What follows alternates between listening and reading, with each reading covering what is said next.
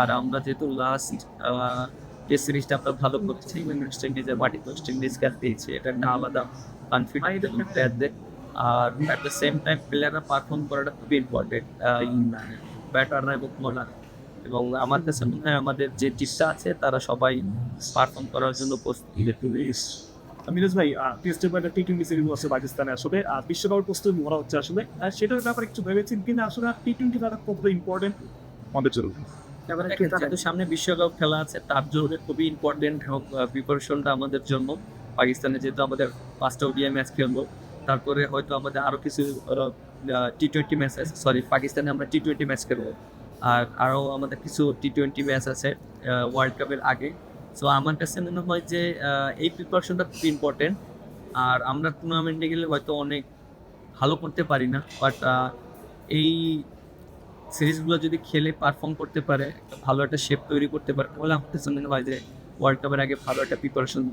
টি-20 captain এখন ঘোষণা করা হয়নি, টি-20 বা টেস্ট যে কোনো একটা ফরম্যাটে আপনার ক্যাপ্টেন্সির নামটা পর্যন্ত শোনা হচ্ছে। আসলে আপনি কতটা প্রস্তুত আর ক্যাপ্টেন্সিটা দায়িত্ব নেওয়ার জন্য আসলে আপনি নিজেকে প্রিপেয়ার করেছেন? দেখেন, লাস্ট সিরিজে তো আমি একটা অপরচুনিটি করেছি।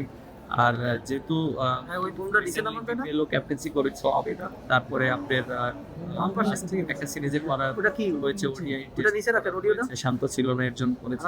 বাট যদি দায়িত্ব দেয় তাহলে অবশ্যই সেটা যেন দায়িত্বটা ঠিকঠাক মতো পালন করতে পারি সেটা নিয়ে চিন্তা করবো। আর যেহেতু এখন যে ক্যাপ্টেন্সি করছে আছেও, সো আশা করি যে আমরা শুধু খালি ওকে সাপোর্ট করাটা ইম্পর্টেন্ট এবং পারফর্ম করাটা ইম্পর্টেন্ট। আরেকটা দেশ দেখা যায় টি-20 ক্রিকেটে ফ্রাঞ্চাইজি ক্রিকেটের যে রান বেড়ে 200-220, আমরা এখন 150-170 করে এসো।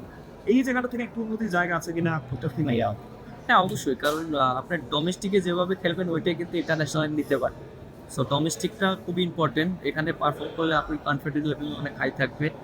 আর ডোমেস্টিক থেকে যদি কোনো প্লেয়ার পারফর্ম করে তাহলে ইন্টারন্যাশনাল তার জন্য ইজি হয়ে যায়। সো আমার কাছে মনে হয় ডোমেস্টিকটা খুব ইম্পর্টেন্ট। আরেকটা প্রশ্ন মিরাজ ভাই, আজকে রিটনটা বলেছিল যে মিরপুর উইকেট এমন উইকেট তারা খেলে আসলে বিষয়টা আসলে অনেক শট ট্রাইও করা যায় না টি-20 জন্য, যেটা আপনারা আসলে ট্রাই করতে চান। আপনার এটাই মনে হয় যে উইকেটটা একটু চেঞ্জ করতে মিরপুরে, যেটা আসলে অনেকাংশে মানুষের টি-20 ভালো না খেলার জন্য ভাই?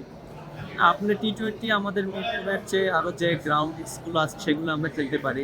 আর এটা আসলে ক্যাপ্টেন কীভাবে চায়, কোচ এবং টিম ম্যানেজমেন্ট কীভাবে চায় প্রিপারেশনটা, সেটা তাদের একটা যে আমরা কি উইকেটে খেলতে চাই ইন্টারন্যাশনাল ক্রিকেট।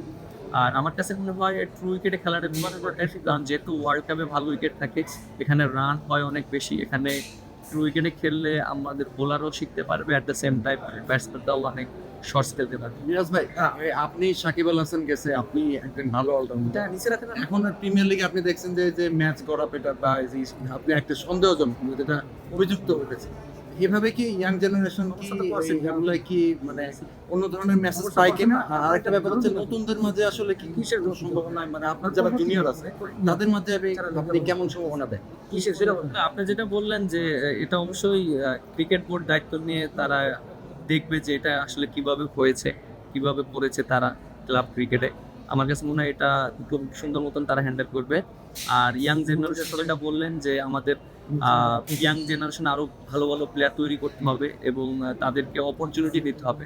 সো একটা দুইটা ম্যাচ তাদের উপরে খারাপ খেললে যেন ট্রাস্টটা না হারায়, তাদেরকে যেন সেই ট্রাস্টটা থাকে তাদের উপরে, এবং এক্সপিরিয়েন্স হয়ে যেন ন্যাশনাল টিমে আসে। এইটা আমার কাছে নিতে হয় যে এক্সপিরিয়েন্স হয়ে ন্যাশনাল টিমে আসলে তার জন্য খেলাটা ইজি হয়ে যায়।